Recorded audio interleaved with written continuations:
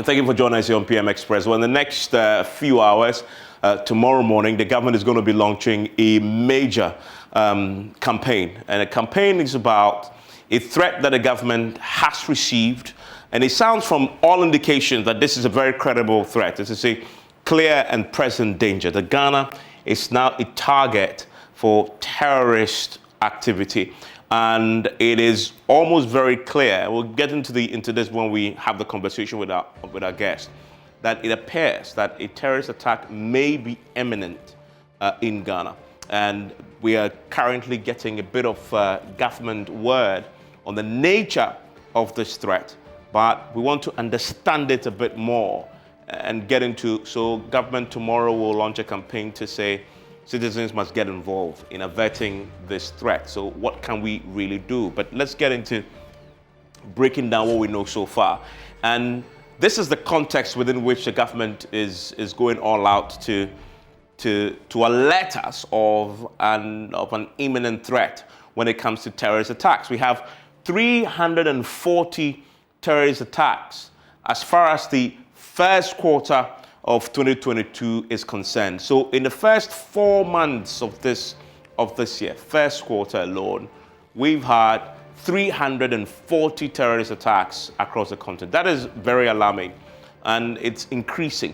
But what makes it even more troubling is that out of this number, 49% of that is in West Africa alone.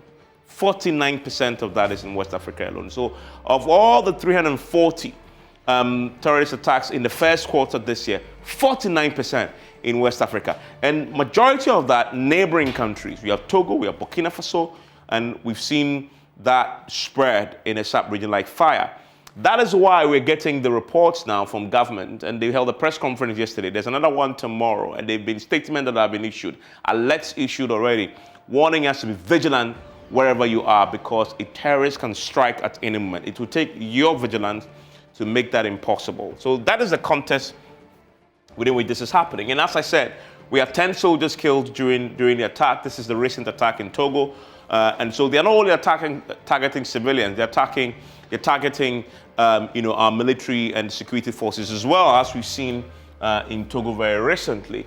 The picture, when it comes to the global map, is also very troubling. If you look at a pictorial view here, the very, very deep red is where it's very high risk. And Ghana appears to be in the medium to low risk region, right? But this was compiled, this is 2022, but this was compiled before this year, that last few weeks that we've seen the government intensifying this campaign. It suggests that we may be moving to the deep red here. And we will get a bit more clarity from our experts when we sit down and have a conversation. What is informing this and where really are we? Because if you look at the global map, and another thing you need to pay attention to when it comes to this map is majority of those deep colors are found in the sub-region of West Africa when it comes to the African continent. And then that buttresses the point I made earlier, about 49% of the attacks targeted and directed at West African states. Now, the Deputy National Security Coordinator yesterday gave us a breakdown of why Ghana is now a firm target for the terrorists. One of the first things he told us was that the terrorists, they want access to the sea. They want access to our seaports. Because as you've seen, he traces the journey and the trajectory of the terrorist attacks, and appears from the Sahel, they've been moving southward. And is the reason why we've seen this recent attack in Togo, for example. They're coming southward because the explanation is that they want access to the sea, the seaports. Why is that? We'll get into that very shortly. Why are they targeting the sea? And in Ghana, of course, as we've seen, we have a very vibrant port here that will be very attractive to the terrorists. One of the reasons why the Deputy National Security Coordinator says Ghana is a target. Second reason, they also want access to natural resources, and we have enough of that locally. Considering the fact that we have a problem with galamsey, that is illegal mining, in communities and forests across the country where people are selling, mining gold illegally and selling it. And if you look at the reports that have been done over the years, billions of dollars unaccounted for gold mining in Ghana. That is very lucrative, and that is attracting the terrorists who are targeting Ghana. So these are the two key reasons why it says Ghana is becoming very attractive. We'll put that to my guests to try and explain this a bit more, when we sit down. And then yesterday when the information minister spoke, he also talks about the fact that we now have Ghanaians actively involved in the terrorist attacks in the sub-region. Ghanaians who have been already recruited, been radicalized and are already targeting in other jurisdictions. And then at least 2 Ghanaian citizens we know, if you track from 2015, have joined ISIS. We know of the 25-year-old university student who contacted his family on August 16, 2015, announcing that he's joined ISIS. That's Mohammed Nazil Norte Alima, and a second person who is unknown. So this is a fact. The Ghanaians are players in attacking other jurisdictions. And if you look at the top 10 countries most impacted by terrorism, majority of them can be found again in the sub-region. We see Burkina Faso in there, not majority, a significant number of them, many of them can be found there. You see Burkina Faso, you see Nigeria, you see Mali, Niger, all in the top 10 countries most impacted by terrorism. It's actually very strange to see the 4th country most impacted in the world is Burkina Faso, just our northern neighbor. So that tells you how close this has been to our shores here. And another thing that my research team tracked for me that is interesting, if you look at the largest number of deaths was recorded in the Middle East and North Africa, right? So that tells the story of 49,000 people killed by terrorism alone in that area. And then if you look at the thing about this that is interesting for me to note, and you're comparing what happened in Togo to what has happened elsewhere, in terms of the victims of the terrorists, it's a very interesting blend between police, military, and infrastructure, and then civilians, right?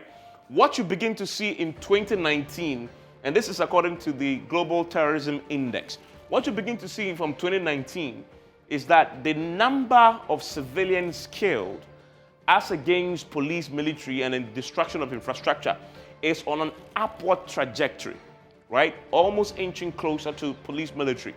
So what it tells you is that they are increasingly targeting civilians as well. And that's why we're going to be speaking to the spokesperson for the chief imam. They've received the alert themselves and they're taking some precautions because there are places where many people gather, many civilians gather. It's a soft target for them. And the graph shows you the tracking there. But overwhelmingly, of course, you see police, military, infrastructure, almost always victims. But now we've seen that increasingly they're also targeting civilians. So we're going to have a conversation with my guests who are seating. This is a very worrying story indeed, but we need to get to the bottom of it. This is the only way we all get alerted, educated, and a bit more informed. So you take the security in your own hands, and then you call the police once you see it, as they will say tomorrow, and we are beginning to do this now. If you see something, you must say something. But what is it that you're looking out for? My guests are seated after the break.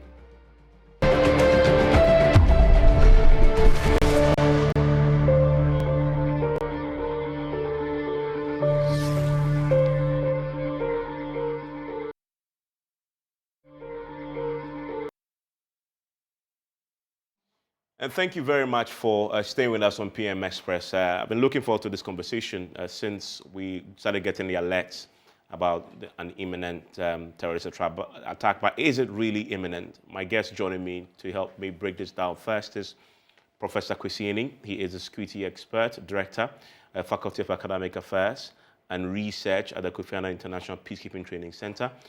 Joining me in the studio is the ranking member on the Defense and Interior Committee, MP Bolton North Constituency.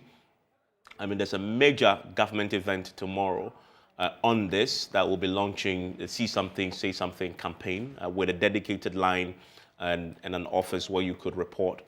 That's how serious government is taking it. I wonder if the committee has been briefed on it. We'll get his thoughts shortly.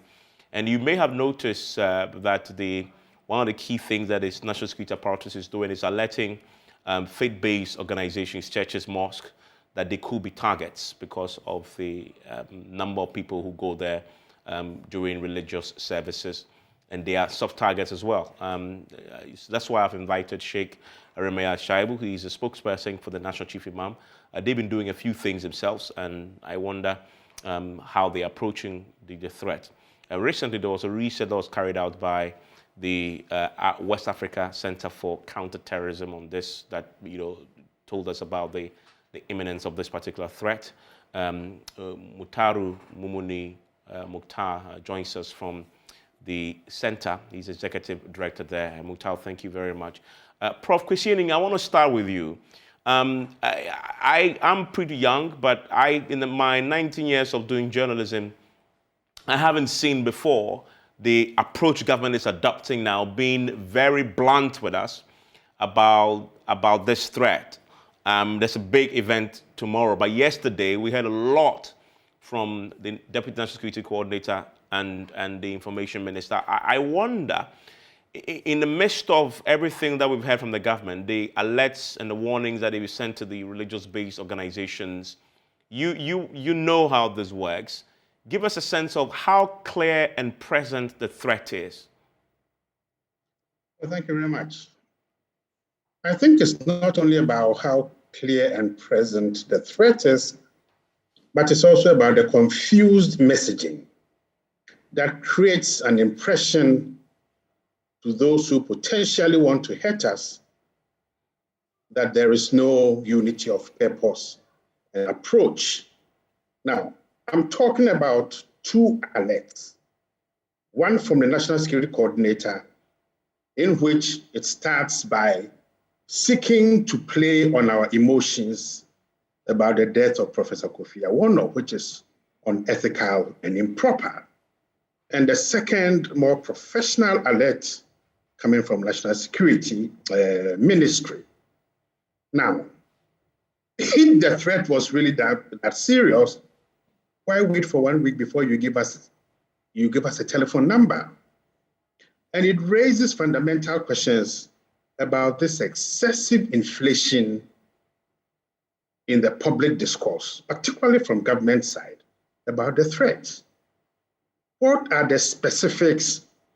I'm not interested in what they know, but what are the specifics in terms of providing simple, practical, hands-on information to ordinary citizens as to what to look out for, where to report to, and how to report and how to behave? You don't wait 1 week if the threat is that imminent.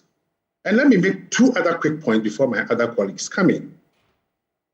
I think one presupposes that terrorists have a predetermined selection of targets. The fact that they've targeted religious, faith-based organizations, I think for me, it would be pretty damning for these guys to come attack faith-based organizations. The choice of particular targets is driven by societal relations, community relations, and religious relations, seeking to create fear. Finally, when anybody who tells you that the drive down south is because they are seeking to get access to our mines and also to the ports, doesn't know what the person is talking about. Getting access to the ports will be through waterborne improvised explosive devices. They wouldn't travel 900 kilometers to come to the port, no. Okay, if you look at the maritime program and the targeting by terrorist and extremist groups relating to onshore facilities and equipment, they don't travel 800 kilometers. They use fast speedboats. They use waterborne improvised explosive devices. And I've just finished a major study where major international organizations and 3 countries focusing on this. So I think whilst the threat may be real, I think when we seek to get the public on our side, we should provide factual, evidence-based information. Prof, that point was a point that was made yesterday by the Deputy National Security Coordinator, that he mentioned these two examples as what they believe could be the reasons why Ghana is. You say that could not necessarily be the case? Because access to the mines are already in existence. Several years ago, Azuma Resources was occupied by people of very dubious and shady character. Two, we know that all the way from Bani down to Tenga and other mines, there are all kinds of West African citizens of very dubious identity and character who are already there. We are seeing the movement of cattle in ways that the manner and speed with which these are sold and transported raises questions as to whether all this thing relates to the domestic market. So I think, and I'm here, I want to give Mukhtar the chance to come in.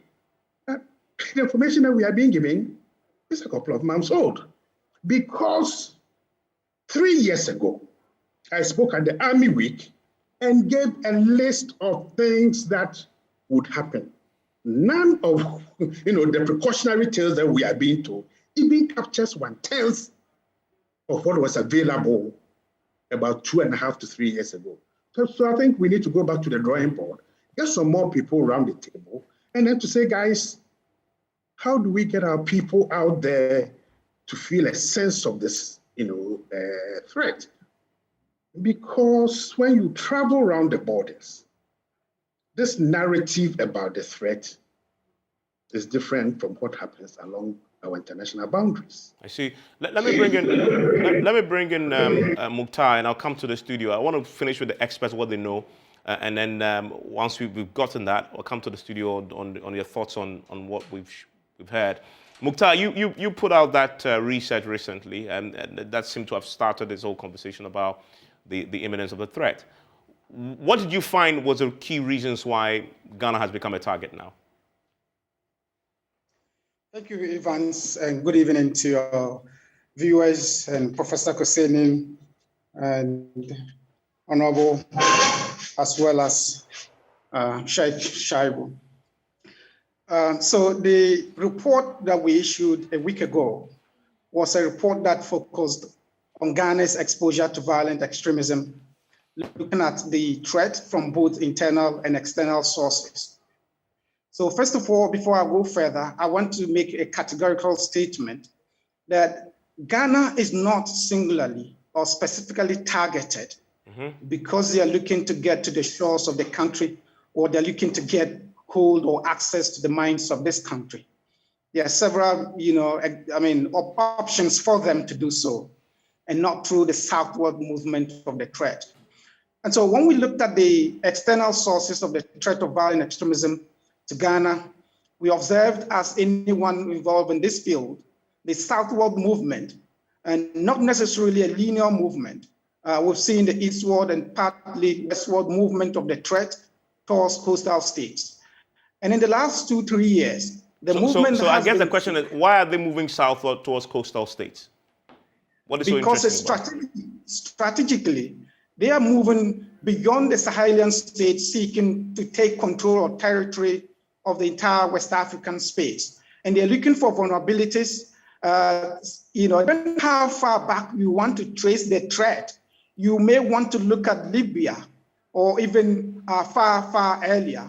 And so the destabilization of Libya allowed the Tuareg rebels in Mali to expand in terms of their capability. And Mali got disintegrated. The spread went further. You see in Chad, Niger, and now in the last 3 years, pervasive violence in Burkina Faso.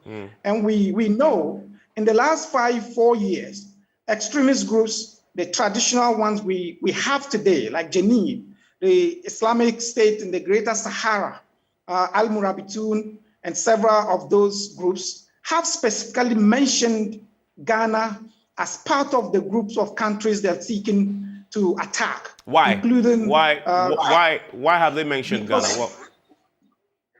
So it is mentioned as part of the group of countries they're seeking to attack within West Africa, because terrorist groups are looking for one to take control of territory, to administer the form of governance they believe it's pure.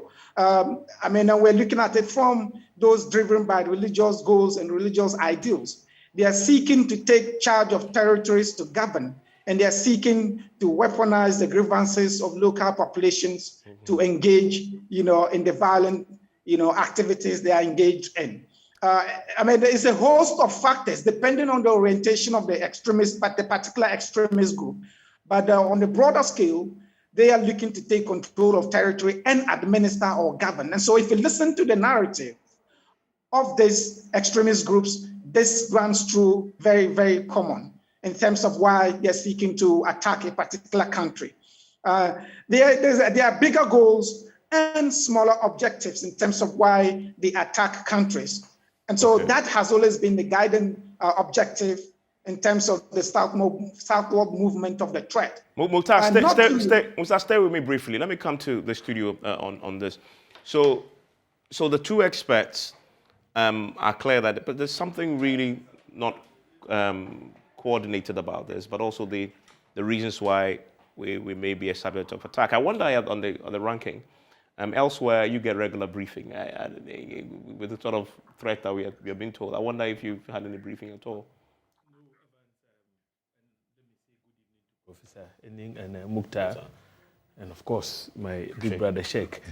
The committee hasn't in recent times had any briefings on the threat in recent times. I mean, for obvious reasons, we've been on recess. Yeah. And so we've all scattered. Members are in their respective constituencies and carrying out outreach programs. But for me, I have not been too excited about the way and manner the alert came, even though it's good to have such an alert so that we all know our threat level and of course we seek proper advice as to what to do. I'm sure that is why tomorrow there's going to be the launching of a program at the National Security Ministry. But Evans, having said that, the threat of terrorism and violent extremism has not been with us only yesterday. I mean, we've lived with this problem for quite a long time. And that is why government found it necessary to come out with strategies. We have the National Security Strategy, the National Framework for the Prevention and Countering of Violent Extremism and Terrorism. Those documents were supposed to serve as a blueprint for our fight against terrorism. And so, if Prof talks about the uncoordinated manner in which the alert notification came, I mean, I feel sad because in all those documents, strategies have been spelled out. For instance, the National Framework for Preventing and Countering Violent Extremism and Terrorism established a counter-terrorism center, which is also supposed to serve as a fusion center for risk analysis and coordination of intelligence reports, with the agencies making all the inputs and so on. So why... When that center picks up on an imminent threat, yes, what did the studies say? My point is, so yes, there would be information sharing, okay? And the reason why that center exists is for us to have a coordinated dissemination of information with regards to terror threats, depending upon whatever risk assessments they do. So why are we now having an uncoordinated, issue of alert notifications from the same outfit? The Deputy National Security Coordinator and the ministry, they are supposed to be working under one umbrella. And that is why that center was established under the National Framework for... So there should be one source when it comes to... Absolutely, but Evans, the fact that we're beginning to witness how uncoordinated the alert notification, is coming right now, suggests that there is a problem with implementation. And that for me is not too good, because we've lived with this problem. Burkina Faso started having issues as far back as 2015. Yeah. I know you're right, but I get a sense, though, that although we've lived with it, there must have been something in the last couple of weeks that must have triggered this level of intensity when it comes to the engagement. That shouldn't put us in panic mode, Evans, because we anticipated that once there was a southward drift, after the collapse of the Libyan regime, we saw what happened in Mali, Niger, Chad, and then Burkina Faso. So we had been preparing all along. So they'll tell you that they have, they are establishing FOBs in the northern part of the country. It means that we have been preparing all along. Our strategy is supposed to be a coordinated response to the terror threat. So the point is, why are we in panic mode? We shouldn't be. And that is why I'm saying that the fact that we're in panic mode now suggests that there is a problem with implementation. And as this is not new. At the level of our committee, even in our debates, we have complained that most of the strategies which are captured in various documents, including the National Security Strategy, are brilliant. But the issue has to do with implementation. You see, implementation. And let me tell you, not too long ago, in my own region, there was yet another alert. In your region? The Upper East region. The alert was to the effect that terrorists had infiltrated the regional capital. And so everybody should be on the lookout. And there was a lot of panic in Bolga and its environs. You see, so it means that there is a problem with coordination. And I think, seriously, we need to up our game, especially with specific reference to implementation. In terms of implementation, bring Sheikh in. Sheikh, I know that your outfit has been engaged. What form did it take? And what were you expected to do? Yeah, thank you so much, and good evening to all of our viewers. It was a letter emanating from the Ministry of National Security. Directly written to your office of the Chief Imam? Yes, and addressed to other religious faith-based organizations also, indicating that the terrorists are expanding the scope of their activities and they are targeting to enter into Ghana. And so we have been alerted to take necessary precautions to ensure that our people are not made targets of the terrorists. Did they tell you exactly what you should do? No, but just an example is like the use of CCTVs, for example, was some of the suggestions. But all others, we are supposed to look at our circumstance and adopt positions, because what they told us was they are using, as far as some of my discussions, they are using a whole society approach. Okay. It's one of the strategies. Because, one, the porous nature of our borders, and secondly, as religious communities, we are hospitable to people who come from other places, some of them whose identity we do not know. If you take my religion, for example, it's a virtue to honor your guest. But the reality also we know is that, moving from Nigeria with the Boko Haram and other terror organizations, which are homegrown, in Nigeria, apart from those that are external, the Boko Haram in Nigeria is a homegrown something, so it was internal.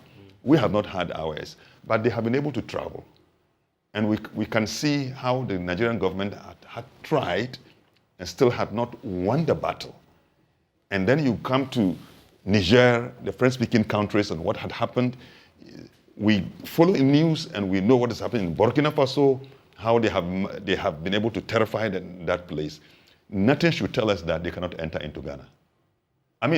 It's, in our case, that's the way I understand it. Mm-hmm. Anticipation. In Twi, what do people say?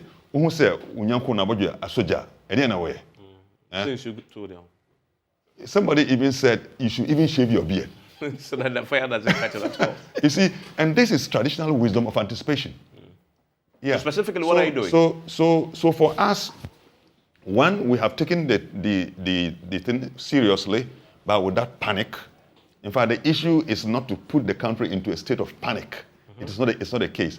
But to be on the alert and on the vigilance, because when the people are entering, you do not even know them. So specifically at Juma, what steps have you taken?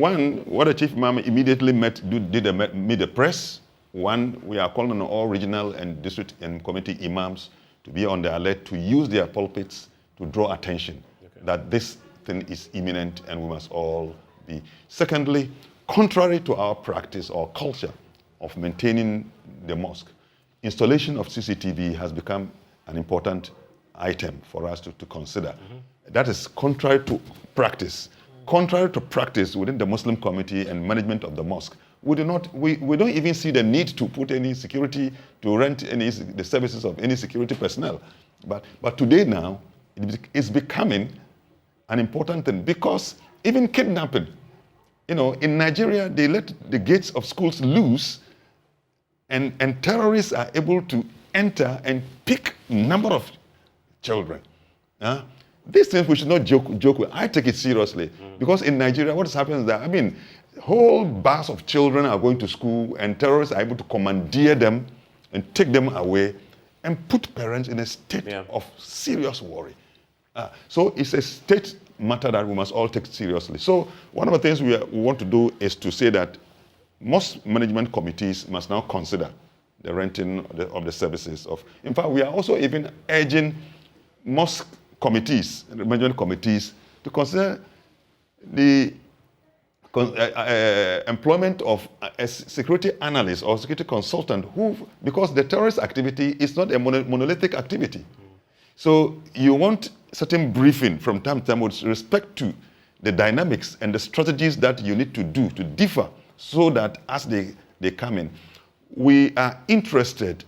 You see, our mosque, for example, sometimes it's a resting place for many people you do not know. They come, they are tired. They go, some of those who sell, they go, and then now we say, no, don't allow that. They come with their gadgets, they have their bags, containers, they come, they remain in the mosque, and say, no, this time, be on the alert, check who is coming, let the person pray, he finishes, he must get out. And then we are also talking about, we are advising Muslim preachers, depending on the Islamic orientation you belong to be careful the way you preach, so you do not goad our young people into accepting that extremist views. Because when we do so, then we open the doors. That is when you will welcome and you create the soft grounds for them to enter. Because when they have soft, what we call the soft grounds and safe haven, because they have people whose thought and mindset is like theirs. And so we are saying that tone down the way you do your preaching. And finally, just before I come to the final one, the other one is to say, you see, the insecurity has no religious color. In fact, there's no insecurity that has a color of Christianity. A certain Christianity, that is the color of Islam. Insecurity is insecurity. Yeah. When they target a hospital, and the sick people in the hospital are either Muslims or Christians or any other traditional worshippers also, it has no respect. The bomb they detonate has no respect for any person's religion. If they target a market where we are all, in Kano, a mosque has been targeted. Sanusi, who is no more the king of Kano, was in that particular mosque. It took God's intervention, but that a bomb was detonated. If they are Muslim, but they are targeting Muslims. So Muslims are also not free from the attacks of the terrorists. They can target a mosque where I lead my prayer. They can target a church. So because of that, we are saying that let's exchange information. Collaboration and cooperation is needed. Collaboration. Interfaith. That is what makes Ghana special and unique. Is there a meeting place where this happens? Have you formed a certain structure? Oh, yes. I mean, in Ghana, though you cannot find a whole structure. As I speak to now, in fact, we are in the planning that is outside of this threat. Already we are planning to have the first, maiden meeting of Muslim leaders and Catholic leaders in this country. And apart from that, that's so that annually we can be having, in fact, the maiden meeting is supposed to happen on the 26th of this month, so that we already built a certain relationship. That you can rely on, leverage. Leverage on and share information and strategies as to how we can be each other's keeper. Yeah, I mean, that sounds like something that it's concrete and it's been implemented. But this is a major religious group that, based on your alert, is doing a host of things that sounds very, very well thought through. Well, Evans, I have no problem with the alert. The point I tried to make, was that the threat has always been with us. And we have been preparing for a very long time. And so, if, depending upon whatever assessment has been made, if the risk has taken some different dimension, the point we're making is that we should be able to coordinate whatever alert you want to put out there, so in such a manner that people do not go into panic mode. That is all I'm trying. The point I was trying to make. I guess from that example we had, the panic aspect has been dealt with, because at least in the mosques, there is a very coordinated, structured approach to dealing with this. Everything I've just had there. Yes, I think the religious organizations have always done their best. And I want to use this platform to congratulate the Chief Imam's outfit. There is a lot of collaboration amongst the religious groupings in this country. Muslims, the Catholics, the Pentecostals, they do a lot of collaboration, which is good. And when they do, it's important we share. So I'm happy to hear from Sheikh that in the coming days, there would be some meetings, between the Catholic group, the Chief Imam's outfit, the Muslims, and other religious organizations in this country. That is the way to go. And you see, he made a very important point. The way you couch your message when you mount the pulpit to preach, whether it is during Juma or on Sunday, you're a pastor. The type of message you disseminate is very, very important. Look, in 2017, 2018, thereabout, there was a lot of sensitization about the possibility of a terror attack in this country. And wherever I went to, churches, mosques, the message was preached. And any time any leader mounted the pulpit, they spoke about terrorism. But with time, that thing fizzled out.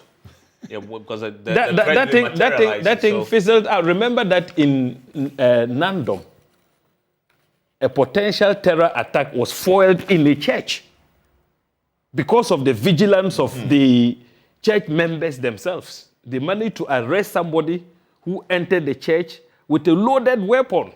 Yeah. You see? But with time, nobody heard anything about the constant reminders. And yet, Burkina Faso was reeling, under the terror threat and attacks. Togo, is it because Togo has also been attacked? We've experienced attacks in Côte d'Ivoire, next door Côte d'Ivoire, our neighbor to the west, Burkina Faso to the north. And now Togo has been attacked. And our response is as if this is the first time the attack has come very close to our doorsteps. Yeah, but the only thing government is doing different, I want to bring in Professor and Prof. The only thing government is doing differently now is this very deliberate attempt to get the public involved. And so tomorrow there's going to be a major launch with a campaign called See Something, Say Something. And they are asking us to get involved, and they're going to give us a line. You've said clearly that it took too long for this to happen. But what do we look out for, really? Because you ask me that question myself right now. I'm in a public place. What do I look out for? Is a Ghanaian oriented in a way that we see our other European, in countries where they're very alert to this, oriented in a way that can assist to avert this threat? No, Ivas, it's not only the Ghanaian public. but it's that our intelligence services themselves are not oriented. Let me come back to what Sheikh said.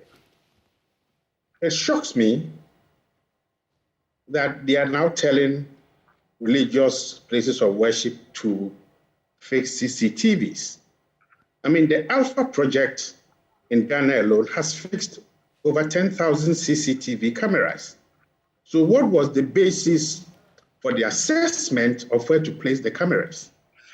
Since when did this threat become real? And I think it is the failure consistently of our capacity to use intelligence and to use network analysis and very sophisticated tools to be able to help us in understanding what is happening. Because if you look at the issue that Mukhtar was talking about, when La Côte d'Ivoire happened, Islamic State in Grand Bassam, Islamic State issued a specific statement targeting Ghana. Statement titled, "A Statement Regarding the Attack on the Grand Bassam Resort in La Côte d'Ivoire." And the statement is stated earlier that the attacks, A, were part of a series of operations to target the interest of the lands of the countries participating in Sebal and then Bekano operations, and to warn those who joined the alliance with France in their invasion of Mali. But it makes two specific pointers. A, that those who were joining the peacekeeping group was characterized as a satanic alliance, and B, quote, "Your crimes will not pass without response." Now, our intelligence agencies telling me that they were never aware of this. So it raises particular concerns that Togo happens and suddenly the whole wide world is, I mean, everybody now seems to become an expert. Everybody now seems to know where it will happen. But the essence of risk assessment is to look at the counterfactuals. If we get out of our normal selves and we put on the cap of somebody who wants to strike a blow against the state, how will we do it? We will not go to a mosque. We will not go to a church, because those are places that already are on the radar. We will look for critical infrastructure and seek to attack those. So if you look at the two threat alerts, they don't seem to have the nuance and the sophistication of the nature of the threat.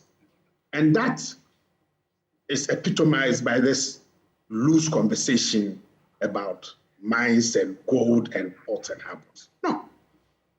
Okay, mines and gold or mining centers have been used for a very long time. So let's be bold enough to say, how do we get out of our normal self and bring onto the table sophisticated analysis and knowledge that puts us a step or two ahead of the threat? Were the threat to be serious, you don't need to borrow a slogan from somebody. See something, say something.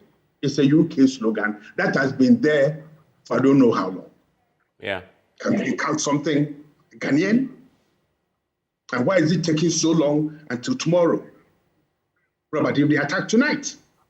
So there's a lack of seriousness and coordination that sends a clear signal, if people want to help us, that we are not coordinated, that there's a lack of seriousness, and that our implementation strategies can be written on the back of a postage stamp. I mean, Mukhtar, you've done the monitoring across the sub-region. What lessons have you picked up from the other countries in the sub-region already suffering this that Ghana can learn from? What should Ghana do differently from Burkina Faso, from Togo, from Mali, from Nigeria, etc., to survive this, to avert a major threat? A couple of points I will mention here because I realize there isn't enough time. If you look at the way we have responded to the threat of violent extremism in the Sahel and the entire West African sub-region, our single biggest concern has been that we have over-securitized our response to terrorism or violent extremism within the space. If you look at the architecture of response, it has been largely focused or disproportionately focused on security and combat measures. You see in MINUSMA with over 15,000 forces, Operation Bakani, Operation Takuba, the AFRICOM, the G5 Sahel forces, and several multinational joint task forces, intended to, prevent violent extremism.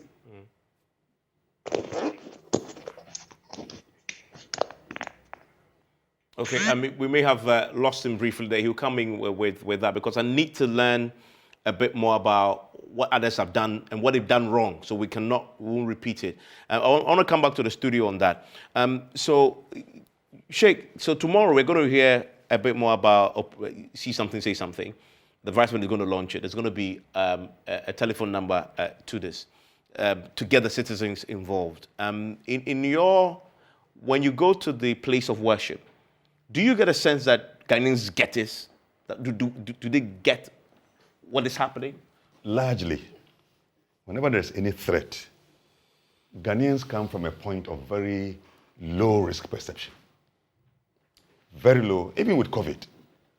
Yeah. Even with COVID. So we behave like, with all due respect, we behave like when let's say a cow is sleeping and you want it to get up, then you must get a sharp implement and prick it before it moves. Other than that, it becomes so lethargic. And that's how we have been behaving. This issue of whatever we say, some people are waiting to see the first strike. Before they It's like the COVID. In fact, we wanted to see on the street of Accra dead bodies. Yeah. Then we say, hey, but the truth is that the threat of terrorism is not a new thing. I do not want to go into the debate as to what's the right time. We have become conscious of it. Have we? I mean, as citizens, have we? No. Those in charge have become not. conscious of it, and they are drawing, and now the strategy is the whole society. It's trying to get us along. The society approach, because it's not, terrorists don't come as conventional fighters. And they are looking for soft spots, strategic areas, for example. Don't forget that the terrorists, they thrive on abundant resources. So that's why they want to be guaranteed a certain continuous supply of resources, arms, food, money. That's what they were doing in Nigeria. Yeah, they target the oil areas so that they can get their flow supply. They target markets, if you know today is the market day, they want meat. They want cereals. They want that. So they come to the market. So they target the market area. It's not a coordinated fight, but they have their own strategy. That's why I think the best we can do is to support this effort. To say things that are positive, citizens. Yeah. Say things that are positive, that will help us all. Look. Yeah, but to do that, we must know what to look out for. Yeah. I mean, tomorrow we'll get to know a bit more about this. Because I understand that they're going to put out. It's not a matter of alerts. Yes, I mean I have been part of. I mean myself and we have and Professor Enin together we've all been attending some of these from time to time. Security briefing means that something is happening, but maybe given the situation in Burkina at the moment and how we have seen what has happened in Togo, it is telling us that look, this thing is. Yeah, but you raise a very important point. I will bring because you were there as a deputy interior minister.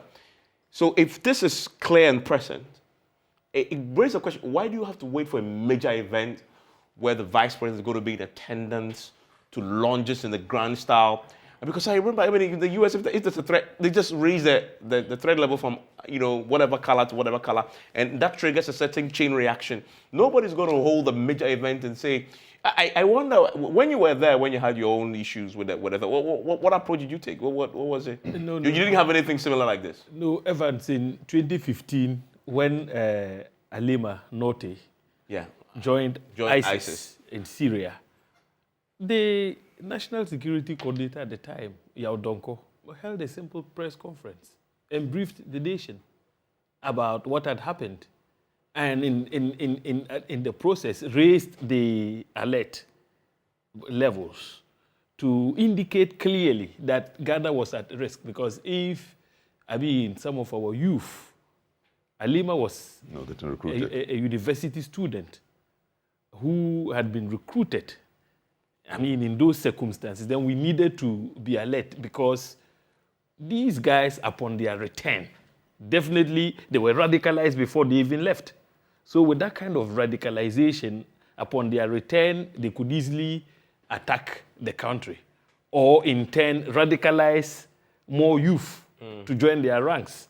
So it didn't have to take us to have some huge gathering to raise the alert level. But, well, this is the strategy of the government. Maybe we want to give them the benefit of the doubt. But Evans, for me, yes, it's good to raise the alert and all that, but it is important for us to focus our attention in dealing with local conflicts. Local conflicts. Boko is a border area. That conflict can be exploited by the terrorists. It can be exploited. But it appears government has given Boko some blackout. When I say blackout, you need to put that in context. I'm not seeing the kind of mediation that ought to be taking place so far as the Boko conflict is concerned.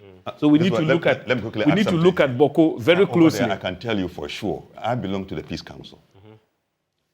We are talking with the Minister of Interior, National Security, and the Peace Council, and other CSOs. The last batch of mediation team came just last week back from Boko. In fact, Boko is a serious matter that is being considered. There was a meeting between Boko Naba and a visit to the Nairi, because that aspect, that place is close to our borders. Is it yielding results? Are you seeing? I am sure. I have led a team where we have met the Boko Naba. I have led a team where we have met the leader of the Momprisi at Boko, where we have spoken. Yes. So what we are now asking them, because they are the powerful voices, the two kings, that if they speak, the young people will listen. Let me get to wrap up here. Yeah, so that is one area, Boko. And then, Evans, we need to be careful. You see, when minority groups in our country begin to have the feeling that they are not safe. Are you talking about the Fulani? I'm talking about the Fulani issue at Zokoli. Yeah. It's very sad and dangerous. We must do everything within our power to protect such minority groups in our country. Doba Kandenga is also there. Doba Kandenga is another flashpoint. And Doba Kandenga is also along the Ghana-Burkina Faso border. That conflict has been raging for quite some time. Something needs to be done about Doba Kandenga. I'll quickly add Otherwise, chieftaincy disputes. Yeah, this is another key one. Yeah, that the terrorists dispute, exploit. Gentlemen, thank you very much for the time. Tomorrow we'll get to see the details of the approach, but we were told yesterday that we expect it to be one that and implores you to join the campaign to be vigilant and alert the authorities when you see something, you say something. What do you see to say something? I'm told tomorrow they'll put out flyers and bullet points that would educate us all. Prof, I'm grateful that you joined us. And Mukhtar, we lost you, but I'm pretty sure we can come back to this conversation once we know more from tomorrow's event. Hopefully tomorrow we can get the Defense Minister to talk to us about his own plans as far as this intervention is concerned. Enjoy the rest of your evening.